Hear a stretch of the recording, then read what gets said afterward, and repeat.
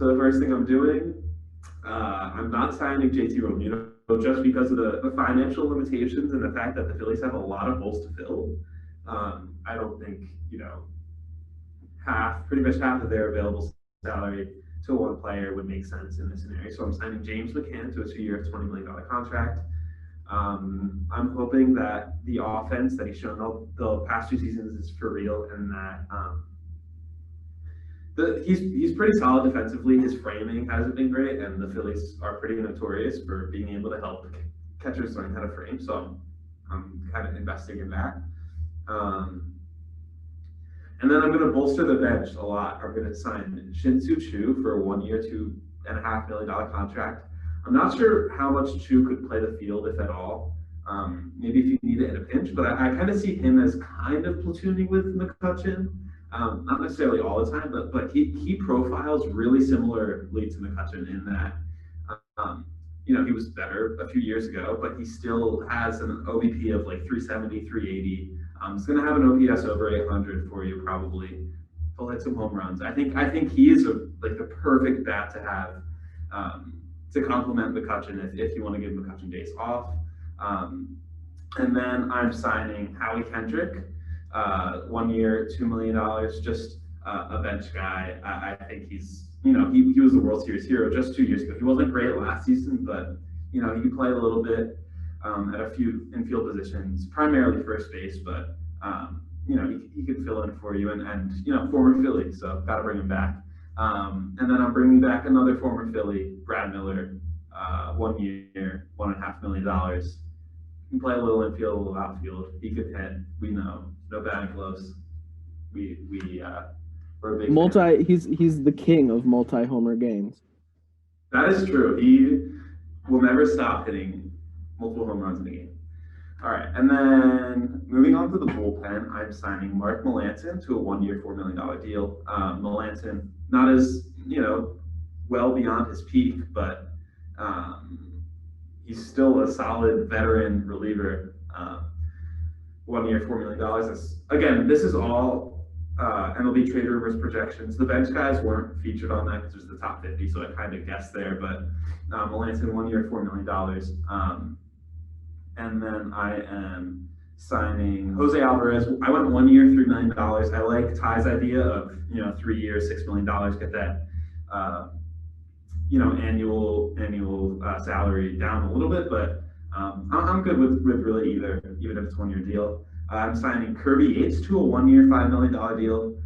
He was hurt last year and wasn't good when he was healthy. I think he only pitched a handful of times, but why not have the 2 best splitters in the game on the same team?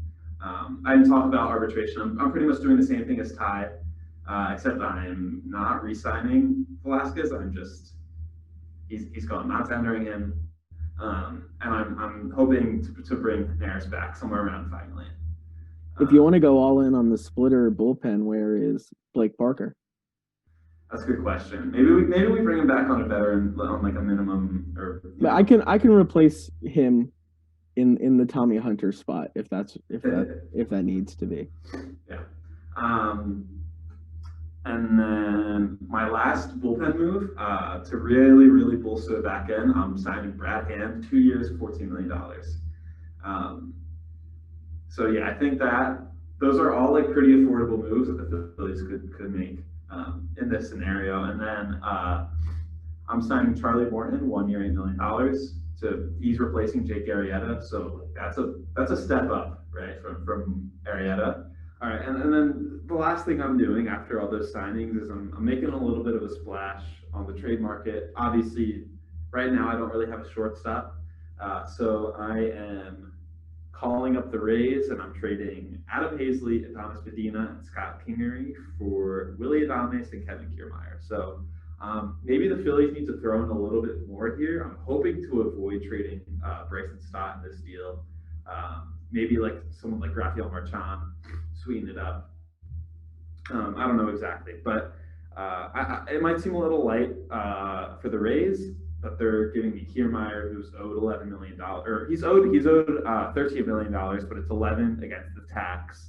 And I think that the Rays, we've seen time and time again, they will a lot of times do whatever they can to get rid of salary, and they have three of their top four prospects are shortstops, including Wander Franco, who's the top prospect in baseball and is MLB ready. So he's Adames is kind of expendable for them.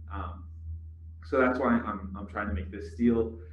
And yeah, so my with all these deals in mind, my lineup, I have Mccann catching. I have Rhys Hoskins at first, Gene Segura at second base, Willie Adames at shortstop, Alec Boehm at third, and then in the outfield I have Kevin Kiermaier in center field, Bryce Harper in left field,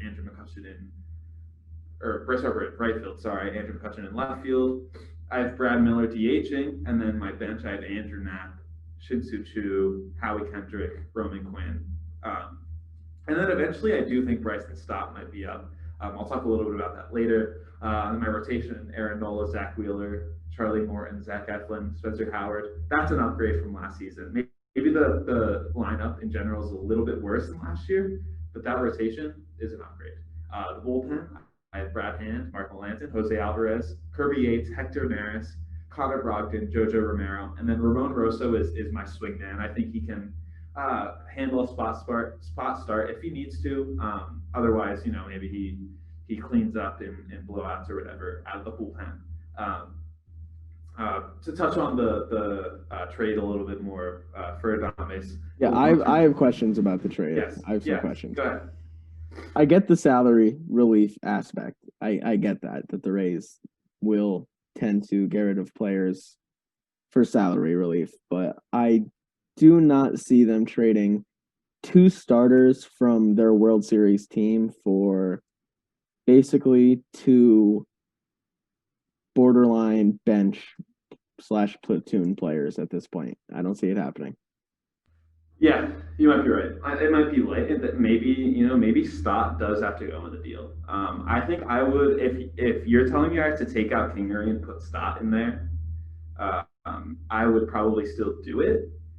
I was just obviously you want to get the best deal, but I still that is a good point. If I'm able to trade with keeping Stott, my long-term plan is you're gonna after next year you're gonna move Alec Boehm to DH and you're gonna be able to play maybe Segura at third and then move Adames or Stott to second base. But if you have to move Stott, you keep Kingery. Maybe Kingery plays third or second. Longer term, I think you're right. It might be a little late on the return. Maybe do you think like a guy like Francisco Morales sweetens it to a point? That feels like too much. Okay, so that's the thing is finding the right spot. I just like the idea of that trade because I think it's like Adames is someone who people aren't really talking about as a trade option for anyone or as some of the Rays will trade, but I think he's going to get traded, and I think Kiermaier's going to get traded too. So it's just a matter of if the Phillies can meet whatever price that is. Yeah. I'd be open to trading for either of those players. Kiermaier, he hit some big homers in the postseason. That's not really his brand of baseball. He's one of the better defensive players in the game.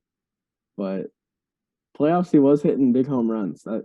It just really isn't what he's typically like, though.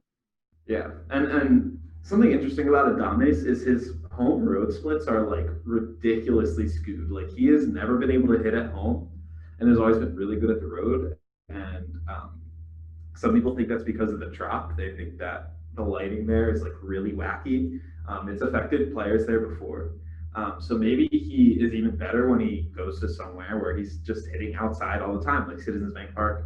So I'm really intrigued by him. And I think like if you have to part with Stott in a deal like that, like I think Adames, you would hope that Stott can become that kind of player. And Adames does have 4 years of control. So I don't think that'd be a deal breaker or anything. Yeah, I agree. Any other thoughts? I like the idea of like stacking like a few solid bench guys that really cheap to bolster the bench and platoon with Kutch or however, you look at it. Yeah, I think that's a possibility, but I think focusing too much on the bench when it seems like there are holes in the lineup and, you know, a little bit more important places like that. I think that's probably a secondary concern of mine, but Sure, but I'm spending $6 million on those three guys, or $7 million on Brad Miller, Shin-Soo Choo, and Howie Kendrick. yeah, that's true. That's true.